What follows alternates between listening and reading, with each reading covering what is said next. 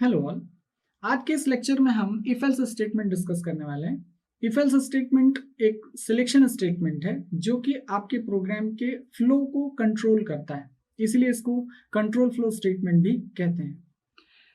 Whenever we want to execute a block of code depending upon condition, then we use the if statement or if else statement.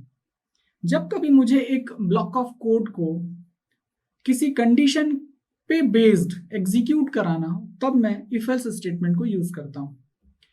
मान लेते हैं यहां से आप चले आ रहे हैं इस तरीके से, this is the linear flow, और यहां आकर किसी पॉइंट पर आपको दो राह मिले जहां से आपको डिसाइड करना हो कि आपको इस रास्ते जाना है या इस रास्ते जाना है। तो ये डिसीजन करने के लिए आपको यहां पर एक क्वेश्चन रेज करना होगा। उस क्वेश्चन का एक रिजल्ट आएगा, either it will be true और फॉल्स। डिपेंडिंग अपॉन दैट, यदि ट्रू हुआ तो आप ये रास्ता अपनाएंगे एंड यदि वो फॉल्स होता है तो आप इस रास्ते पर चले जाएंगे। सो इस तरीके से जब कभी मुझे एक block of code, now this में भी द ब्लॉक ऑफ कोड जहां पर आपको बहुत सारे काम करने हो, यहां पर भी आपको बहुत सारे काम करने पड़ सकते हैं। तो मुझे इस कोड ब्लॉक को एग्जीक्यूट कराना है या इस कोड ब्लॉक को एग्जीक्यूट कराना है, यदि ये डिसाइड करना है तो depending upon this condition I will decide कि ये ब्लॉक एग्जीक्यूट होगा या ये ब्लॉक एग्जीक्यूट होगा। उस केस में हम इफ स्टेटमेंट को यूज करेंगे। ना जैसे कि यहाँ बात हो रही है, हमें यहाँ कंडीशन स्पेसिफाई करनी पड़ेगी। तो जो भी हम यहाँ कंडीशन स्पेसिफाई करेंगे, that condition will either result true और false. That condition will be a boolean expression resulting true or false, yes or no, इस तरीके से। और उस कंडीशन को बनाने के लिए या रेज करने के लिए आपको कुछ रिलेशनल ऑपरेटर्स की मदद लेनी पड़ेगी। So what are the relational operators? Relational operators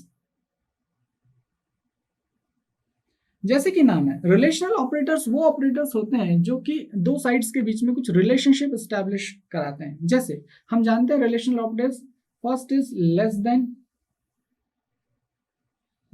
greater than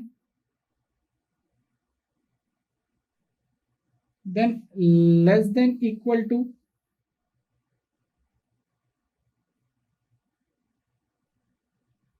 the next is greater than equal to,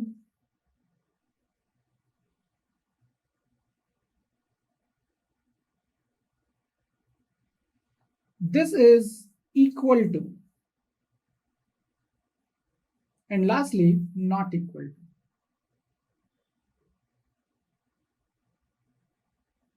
So these are the relational operators which we will utilize to mention or raise any condition.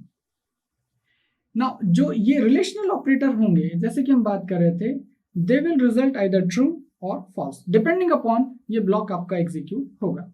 यहां पर relational operator के साथ साथ हम कुछ logical operators भी use करेंगे। इससे पहले कि हम लॉजिकल ऑपरेटर्स डिस्कस करें, हम कुछ एग्जांपल ले लेते हैं जिसमें कि रिलेशनल ऑपरेटर का यूज हो रहा हो। मान लेते हैं मेरे पास दो वेरिएबल्स है a and b, and if I want to compare whether the value of a is greater than b or not, उस केस में मैं कंडीशन कैसे लिखूं? उस केस में आप लिखेंगे condition will B a greater than b, we will use the greater than symbol। तो यदि मुझे चेक करना है a is greater than b or not, I will have to mention the condition as a greater than b। यदि मुझे ये check करना है कि मान लेते हैं मेरा एग्जाम है और एग्जाम में 5 सब्जेक्ट है और मुझे ये चेक करना है कि मेरे फर्स्ट सब्जेक्ट में 40 या 40 से ज्यादा मार्क्स है या नहीं। उस केस में मान लेते हैं आपके जो मार्क्स है, पहले सब्जेक्ट के मार्क्स m1 वेरिएबल में है और वो मार्क्स लेट से 50 या जो भी मार्क्स वहां स्टोर किए जाएंगे। यदि मुझे ये चेक करना है कि पहले सब्जेक्ट के मार्क्स मेरे 40 या 40 से ज्यादा है या नहीं, तो उसके लिए मुझे यहाँ पर लिखना होगा m1 greater than equal to 40। So what ever value जो m1 की वैल्यू होगी वो यहाँ सब्स्टिट्यूट की जाएगी। 50 is greater than equal to 40 condition true होगी और इस तरीके से this condition will return true. यहाँ पर एक एग्जाम्पल है, मान लेते हैं a की वैल्यू 10 है, b की वैल्यू 20 है। उस केस में जब ये कंडीशन रेज होगी तो a that is 10 greater than b, the condition will be failed, it will return false. तो इस तरीके से जो भी कंडीशंस हम यहाँ लिखेंगे वो या तो ट्रू रिटर्न करेगी या फॉल्स। एक बात और मैं आपको बता दूं, यहां पर जो ट्रू और फॉल्स वैल्यूज मैनेज की जाती है वो 0 और 1 से मैनेज की जाती है। हमेशा ध्यान रखिए 0 is false, except 0 everything is treated as true, means negative values as well as positive values both are treated as true always, ये आपको ध्यान रखना है। तो 0 is false, all other values except 0 they are treated as true। तो यहां हमने कुछ एग्जाम्पल देखे कि कैसे रिलेशनल ऑपरेटर की मदद से हम कंडीशन लिख सकते हैं। Now come to the logical operators. What are the logical operators? तो जैसे हमने देखा रिलेशनल ऑपरेटर की मदद से हम एक छोटी कंडीशन बना सकते हैं, लेकिन कभी कभी ऐसी सिचुएशंस आती है जब हमें एक साथ ऐसी बहुत सारी छोटी छोटी कंडीशन चेक करनी होती है। ये एग्जांपल लेते हैं। मान लेते हैं कोई स्टूडेंट है, एग्जाम जब होता है तो उसे 5 सब्जेक्ट में एग्जाम देने होते हैं। जब हम उसे ये चेक करने के लिए बात करें कि स्टूडेंट पास है या फेल है, उस केस में आपके पास जो ओवरऑल कंडीशन है वो होगी पास या fail, that is this is known as the overall condition. लेकिन यहां पर यह चेक करने के लिए कि स्टूडेंट पास है या फेल है, मुझे इंटरनली 5 छोटी छोटी कंडीशंस चेक करनी होगी। वो क्या? मुझे यह चेक करना होगा कि वो पांचों सब्जेक्ट में पास है या नहीं है। पांचों सब्जेक्ट के मार्क्स, मान लेते हैं मेरे पास पांचों सब्जेक्ट के मार्क्स कुछ variable M1, M2, M3, M4 और M5 इस तरीके के वेरिएबल्स में है। उस केस में मुझे इन पांचों ही सब्जेक्ट के मार्क्स को चेक करना है। एक इंडिविजुअल कंडीशन हम कैसे लिखेंगे? मुझे ये चेक करना, मान लेते पासिंग मार्क्स 40 है फॉर एग्जांपल, तो मुझे चेक करना होगा कि पहले सब्जेक्ट में 40 या 40 से ज्यादा मार्क्स है या नहीं। So this is an independent individual condition जो सिर्फ एक सब्जेक्ट में मार्क्स चेक कर रही है। ऐसे तो 5 सब्जेक्ट्स है, तो मुझे एक सेकंड कंडीशन लिखनी पड़ेगी कि सेकंड सब्जेक्ट में भी 40 या 40 से ज्यादा मार्क्स है या नहीं। इस तरीके से मुझे हर सब्जेक्ट के लिए एक छोटी कंडीशन यूज करनी पड़ेगी या लिखनी पड़ेगी जो relational operator greater than equal to की मदद से मैं लिखूंगा। लेकिन इस एक कंडीशन से मैं पास या फेल रिजल्ट डिक्लेयर नहीं कर सकता। मुझे ऐसी पांचों कंडीशन जो हर कंडीशन एक सब्जेक्ट में पास है फेल है वो चेक करने में मेरी मदद करती है। इन सारी ही कंडीशंस को मुझे इकट्ठे एक साथ चेक करना होगा। इन सारी कंडीशंस को मुझे, जो इंडिविजुअल कंडीशंस है उन्हें मुझे एक कंडीशन की तरह ट्रीट कराना पड़ेगा जो एक कंडीशन पास या फेल का रिजल्ट बताएगी। तो मैं यहां पर इन सब कंडीशंस को सब कंडीशंस कहता हूं। दे आर दी सब conditions and this is the condition that is the overall condition. That overall condition in this example is pass or fail। तो मैं ऐसा कहूं, जब कभी मुझे बहुत सारी सब कंडीशंस को मिलाकर एक साथ चेक करना हो, उस केस में मैं इन सारी सब कंडीशंस को जोड़ने के लिए लॉजिकल ऑपरेटर्स का उपयोग करूंगा। So whenever we want to check multiple sub conditions simultaneously or collectively, then the logical operators are used to concat all sub conditions to create an overall condition। अब इन सारी सब कंडीशंस को जोड़ने के लिए हम लॉजिकल ऑपरेटर्स यूज करेंगे। तो यहां पर 3 अलग अलग लॉजिकल ऑपरेटर्स आपके लिए हैं। First is and. हम यहां इस ऑपरेटर से एंड ऑपरेटर को रिप्रेजेंट करते हैं। दूसरा जो लॉजिकल ऑपरेटर होता है और, जो कि 2 पाइप साइन हम लोग को लिखने होते हैं। और तीसरा जो लॉजिकल ऑपरेटर होता है वो होता है नॉट, जो कि हम एक्सक्लेमेशन मार्क से रिप्रेजेंट करते हैं। अब हमें यह जरूरत है कि हम इनका ट्रुथ टेबल भी डिस्कस करें। लॉजिकल ऑपरेटर एंड का यदि मैं ट्रुथ टेबल डिस्कस करूं तो मैं उसे यहां पर लिखता हूं। Let's say this is the logical operator and the first condition result is 0। I'll mention, यहां पर मैं 2 कंडीशंस को कंबाइन करता हूं। पहली कंडीशन का रिजल्ट 0 दूसरी कंडीशन के रिजल्ट 1। इस तरीके से हमारे पास दो अलग अलग पेयर बनते हैं। यहां पर देखिए हम कैसे लिखेंगे।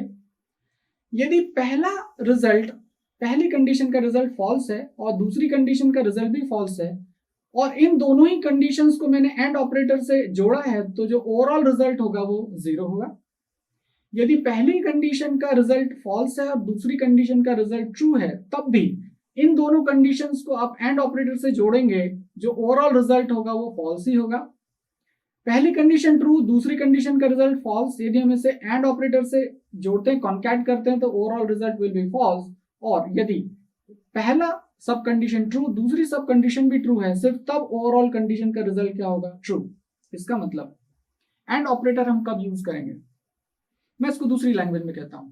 When the logical operator is used to combine multiple subconditions, then the overall condition will be true if and only if all the subconditions are true.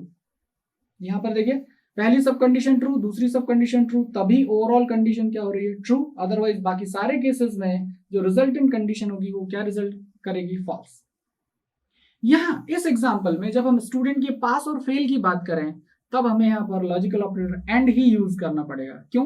क्योंकि एक बार पास होने के लिए सारे ही सब्जेक्ट में पास होना जरूरी है। तो यहां पहले सब्जेक्ट में पास है या नहीं, होना चाहिए, दूसरे में होना चाहिए, सारे सब्जेक्ट में जब वो पास होगा तभी हम ओवरऑल रिजल्ट पास डिक्लेयर करेंगे। तो यहां पर मुझे इन्हें एग्जाम्पल के तौर पर किससे जोड़ना होगा, एंड ऑपरेटर से कॉन्कैट करना होगा। तो यहां पर मैं इन्हें, ये एक सब कंडीशन थी, यहां पर भी मुझे एंड ऑपरेटर यूज करना होगा। सो ऑल दी सब conditions should be concatenated with and in this example. यहां पर एक बात और आपको ध्यान रखनी है, मान लेते हैं आपके पास बहुत सारी सब कंडीशन है और उन्हें आपको चेक करना है और वो सारी सब कंडीशन एंड ऑपरेटर से जुड़ी हुई है। सिस्टम क्या करेगा, सिस्टम कुछ चतुराई से काम करेगा। वो ये करेगा, चेक करते समय जहां पर भी उसे पहली सब कंडीशन, कोई भी कंडीशन, पहली नहीं कहना चाहिए, जहां पर भी कोई भी सब कंडीशन फॉल्स मिलेगी या किसी सब कंडीशन का रिजल्ट फॉल्स होगा, तब वो आगे की किसी भी कंडीशन को चेक नहीं करेगा। क्यों? क्योंकि ओवरऑल रिजल्ट क्या होने वाला है, false. Using this truth table, बहुत सारी सब कंडीशंस में से यदि कोई भी सब कंडीशन फॉल्स मिलती है, तो सिस्टम पूरी ओवरऑल कंडीशन का जो रिजल्ट है वो फॉल्स डिक्लेयर कर देगा, क्योंकि उसे पता है आगे सारी कंडीशन ट्रू भी होगी तो भी चूंकि एक कंडीशन फॉल्स हो चुकी है, जो ओवरऑल रिजल्ट होगा वो फॉल्स ही होगा। चलिए अब आइए, अब हम लोग यहाँ पर और का जो लॉजिकल ऑपरेटर और है उसका ट्रुथ टेबल भी डिस्कस करते हैं।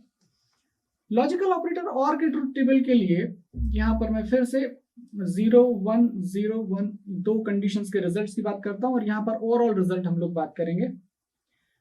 और की मदद से यदि सब कंडीशंस जुड़ी हुई हैं, तो उसमें यदि दोनों ही या जितने भी कंडीशंस आपके पास सब कंडीशंस है, उसमें से यदि किसी भी सब कंडीशन का रिजल्ट ट्रू हो जाता है, तो ओवरऑल रिजल्ट भी ट्रू होगा। If the logical operator OR is used to combine multiple subconditions, then the overall result will be true if any of the subcondition is true. सारों में से कोई एक भी ट्रू हो जाए तो पूरा रिजल्ट क्या होगा, ट्रू। यहाँ देखिए, पहला ना दूसरा ना, तो ओवरऑल रिजल्ट भी फॉल्स ही होगा। First is false, second is true, the overall result will be true. First is true, second is false, the overall result will be true. First is true and second is true, the result will be true. So this is the truth table of the logical operator OR. तो हमने देखा truth table of logical operator OR। काश कि ऐसा होता कि हम एक सब्जेक्ट में पास होते और ओवरऑल रिजल्ट हमारा पास हो जाए, उस केस में हम लॉजिकल ऑपरेटर OR यूज कर सकते हैं, लेकिन ऐसा होता नहीं है। हमें पास होने के लिए सारे ही सब्जेक्ट में पास होना पड़ता। यदि किसी तरीके से हम इसे OR से कॉन्कैट करते हैं एंड की बजाय, तो उस केस में स्टूडेंट को सिर्फ एक सब्जेक्ट में पास होना रहता और फाइनली उसका रिजल्ट पास हो जाता, भले ही वो बाकी सब्जेक्ट्स में फेल हो। ठीक है, तो यहां पर रिजल्ट के लिए हम लॉजिकल ऑपरेटर OR को यूज नहीं कर सकते। एक बात और, जब हम एंड ऑपरेटर देख रहे थे, तब ये आपकी ओवरऑल कंडीशन हो जाएगी और एक्चुअली इस ओवरऑल कंडीशन के अगेंस्ट हमें ये कंडीशन मेंशन करनी होगी यहाँ पर। एक बात और, जैसे हमने देखा था कि बहुत सारी एंड कंडीशंस लगी हो या एक के बाद एक कॉन्कैटिनेटेड हो यूजिंग एंड ऑपरेटर, उस केस में सिस्टम कैसे स्मार्टली उसको हैंडल करता था। यदि उसे कंडीशन चेक करते समय कोई एक भी कंडीशन फेल मिलती है, तो वो आगे की कोई भी कंडीशन चेक नहीं करता और ओवरऑल रिजल्ट फॉल्स डिक्लेयर कर देता है। उसी टाइप से जब भी बहुत सारी कंडीशंस और ऑपरेटर की मदद से कनेक्टेड है, वहां पर भी सिस्टम स्मार्टली डिसीजन लेता है। कंडीशन चेक करते समय यदि उसे कोई भी कंडीशन ट्रू मिलती है, कोई भी सब कंडीशन ट्रू मिलती है, तो वो आगे की कोई भी कंडीशन चेक नहीं करता, क्योंकि उसे पता है कि ओवरऑल रिजल्ट ट्रू ही होने वाला है, क्योंकि कोई एक कंडीशन ट्रू हो चुकी है। तो इस तरीके से हमने एंड और को डिस्कस किया। इसके बाद एक आता है logical operator not. Logical operator not simply it just reverses the state of the condition. Just reverses the state of the condition मतलब यदि यहाँ पर मेरे पास ट्रू है और उसके सामने मैं नॉट लगा दूं तो दिस विल बी फॉल्स। यदि फॉल्स है और उसके आगे मैंने लगा दिया not, this will result true. It just inverses the state of the condition, so that is the logical operator not. तो अभी तक हमने यहाँ देखा कि कंडीशंस के लिए रिलेशनल और लॉजिकल ऑपरेटर्स को कैसे यूज किया जा सकता है। अब हम देखेंगे इफ स्टेटमेंट के डिफरेंट टाइप्स। तो इफ जो स्टेटमेंट है उसके 4 अलग अलग फॉर्म्स है, तो उनको हम एक एक करके अभी डिस्कस करेंगे। पहला जो होता है that is simply the if statement. Then the second type is if else statement.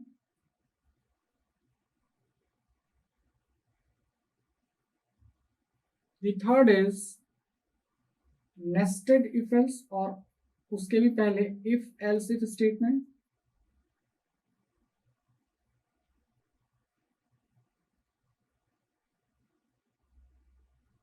And lastly nested if else.